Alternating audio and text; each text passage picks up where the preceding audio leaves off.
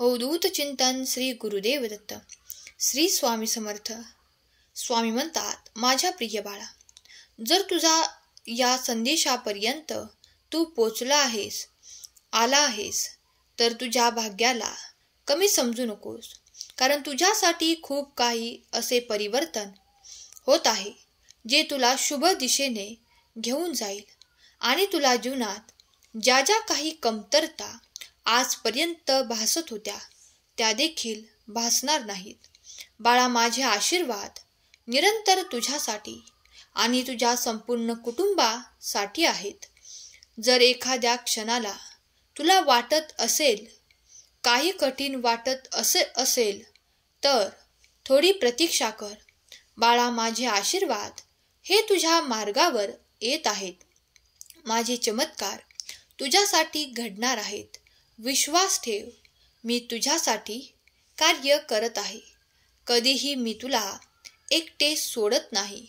तुझ्याकडे ते धन आकर्षित करण्यासाठी मी काही मार्ग उघडत आहे. ज्या मार्गावर चालताना तुला कुठलेही खूप काही कष्ट घ्यावे लागणार नाहीत. सहज आणि सोप्या रीतीने तुला ते प्राप्त होऊ लागतील. बाळा, मला माहीत आहे तू आजपर्यंत जे काही कठीण परिश्रम करत आला आहेस त्याचे फळ तुला आता मिळण्याची वेळ जवळ येत आहे. ते धन तुमच्या जीवनात तुम्हाला काळजीमुक्त करणारे आशीर्वाद घेऊन आलेले धन असेल. बाळा, त्यात माझ्या आशीर्वादांसह दैवी आशीर्वाद, माता लक्ष्मीचा आशीर्वाद म्हणून स्वीकार कर. ते धन तुला कधीही कमी पडणारे नसेल. तुम्ही जेव्हा देवाकडे प्रार्थना करू लागता आणि विनंतीद्वारे देवाकडे ते आशीर्वाद मागू इच्छिता, जे कोणी माझे बाळ खूप काही परिश्रम करत आहेत त्या बाळांना ती फळे प्राप्त होतील.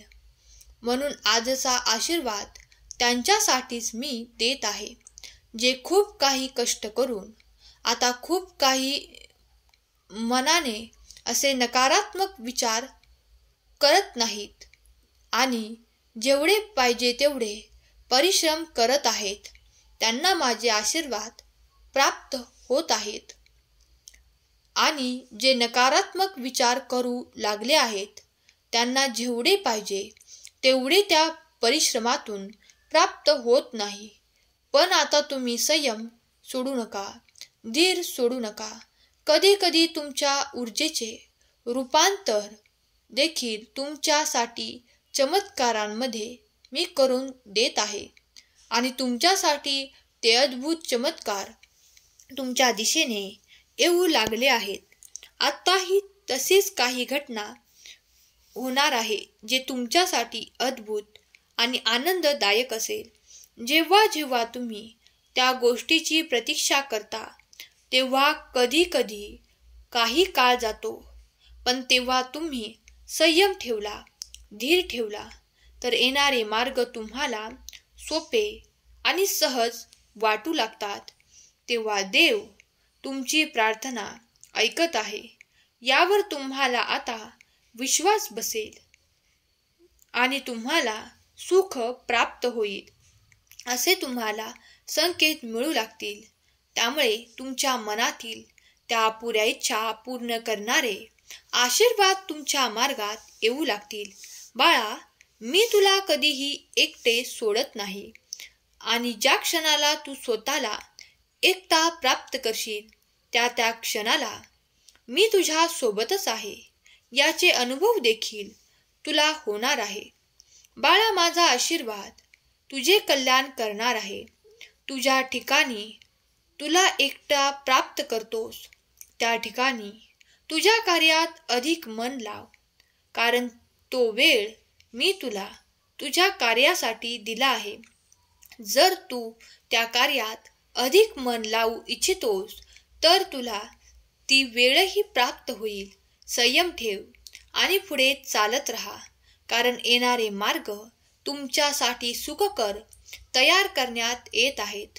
तुमच्या मार्गात ते चमत्कार आणि ते अद्भुत आशीर्वाद येत आहेत. स्वामी म्हणतात, बाळा, तुझी काळजी, दुःख, क्लेश हरण करणारा मी देव आहे. आज मी तुझ्यापर्यंत येऊन तुला हा आशीर्वाद प्रदान करत आहे. जेव्हा तुला तुझ्या खूप काही क्लेशांपासून, कर्जांपासून आणि गरिबीपासून तुला दूर व्हायचे आहे, त्यासाठी माझे आशीर्वाद तुझे दुःख, कर्ज, गरिबी नायनाट करण्यासाठी येत आहेत. विसरू नकोस, देव तुमच्यासाठी प्रत्येक क्षणाला तुझ्या पाठीशी उभा आहे. मी कुठल्या ना कुठल्या स्वरूपात तुझ्यापर्यंत येऊन तुझ्या इच्छा पूर्ण करणारे आशीर्वाद तुला देत असतो. जर तू कधी काळी लक्ष ठेवले असेल तर ज्या क्षणाला तुम्हाला ते कार्य होण्याची आवश्यकता आहे, त्यावेळेस तुमच्याकडे ते कार्य होऊन जाते. बाळा, तुझी मी कधीही उपेक्षा होऊ देत नाही. बाळा, माझे आशीर्वाद तुला आणि तुझ्या संपूर्ण कुटुंबाला सुरक्षित ठेवतात.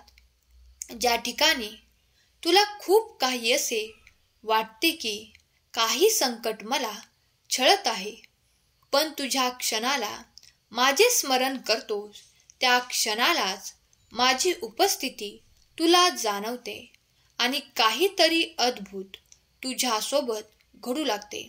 स्वामी म्हणतात, बाळा, माझ्या वचनांवर विश्वास ठेव, कारण ते तुझ्यासाठी आहेत.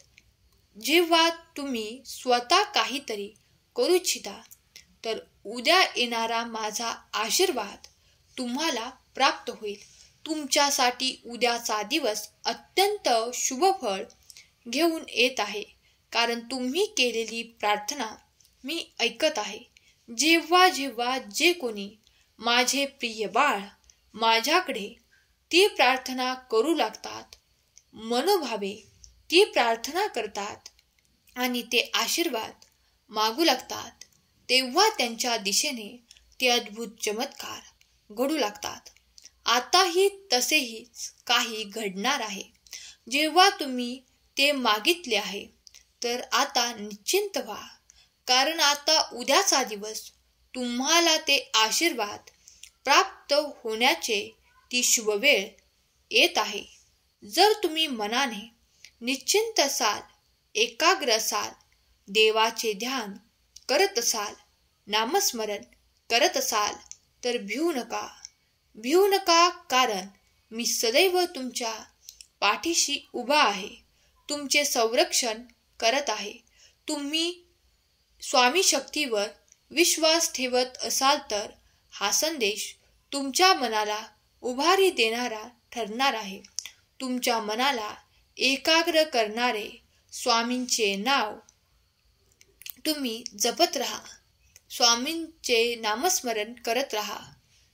स्वामींचे नामाचा जप तुम्हाला प्रोत्साहित करत आहे, तर हा संदेश लाईक करा आणि तुमच्या प्रियजनांना शेअर करायला विसरू नका. स्वामी देव तुमच्या सर्व काही इच्छा पूर्ण करोत.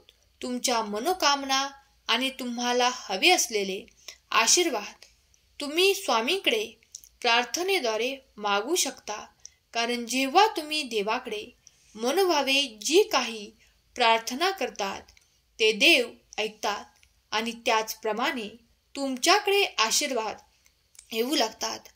काही जीवनात चमत्कार देखील घडू लागतात. निस्सीम भक्ती करा, देवाचे नामस्मरण करा. देवाला तुम्हाला जे काही हवे आहे ते मागा, कारण देव आपले आई बाप आहेत. जेव्हा जसे एखाद्या लहान मुलाला आपल्या आई वडिलांकडे हट्ट करता येतो, ते बाळ हट्ट करू शकते, त्याला जे काही हवे आहे ते मागू शकते. त्याचप्रमाणे तुम्ही देवावर हक्क दाखवा आणि त्या ठिकाणी तुम्ही ते मागा, कारण माझ्या व्यतिरिक्त आपल्याला कोणी देईल असे मनातही आणू नका. सामान्य मानव कोणाला काहीही देऊ शकत नाही. देतात ते फक्त देव. मग ते आशीर्वाद असो किंवा चमत्कार. जर तुम्ही देवावर आणि स्वामींच्या संपूर्ण शक्तीवर विश्वास ठेवत असाल तर ते अद्भुत चमत्कार तुमच्या दिशेने घडून येतील. ते चमत्कार तुम्हाला प्राप्त होऊ लागतील. तुमचा विश्वास अधिक बसू लागेल. स्वामी म्हणतात, हम गया नहीं, हम जिंदा है. या वाक्यावर आता तुझा अधिक भरोसा बसणार आहे. बाळा, मी तुझ्यासाठी कार्य करत आहे. स्वामी म्हणतात, बाळा, आर्थिक चमत्कार तुझ्या दिशेने घडू लागतील, कारण तू माझ्याकडे ती प्रार्थना करत आहेस. तू माझ्याकडे त्यासाठी जे काही मागितले आहे ते आता तुझ्या मार्गात येणार आहे. ते तुझ्यापासून कोणीही हिरावून घेऊ शकत नाही. स्वामी म्हणतात, मला माहीत आहे कधी कधी काही अडचणी अशा उभ्या राहतात, त्यामुळे तुमचे मनोबल कमी होऊ लागते. तुम्हाला आता हातातून काहीतरी निष्ठत आहे असे जाणू लागते, पण त्या क्षणाला निश्चिंत व्हा. तुम्ही जर देवावर श्रद्धापूर्वक विश्वास ठेवत असाल तर तुम्हाला कुठेही पराजित व्हावे लागणार नाही. तो पराजय सहन करावा लागणार नाही. ती माघार घ्यावी लागणार नाही. देव तुमच्यासाठी कार्य करत आहे याचा अनुभव क्षणोक्षणी तुम्हाला येऊ लागेल. ज्या गोष्टींमध्ये तुम्हाला अंधकार दिसायचा त्या ठिकाणी आता तुम्हाला देवाचा प्रकाश प्राप्त होऊ लागेल. काही इच्छा ज्या अपूर्ण होत्या त्या देखील पूर्ण होताना तुम्हाला अनुभव करायला मिळेल. इतका सुखद वेळ आणि अनुभव तुम्ही करणार आहात. तुम्ही फक्त श्री स्वामी समर्थ या मंत्राचे जप करत राहा. तुम्ही स्वामी सेवेत आहात तर जितकी सेवा करत आहात तितक्याच प्रमाणे तुम्हाला पद देखील प्राप्त होईल. कधी कधी काही गोष्टींना उशीर लागतो, पण आपले मनोबल कमी होऊ देऊ नका.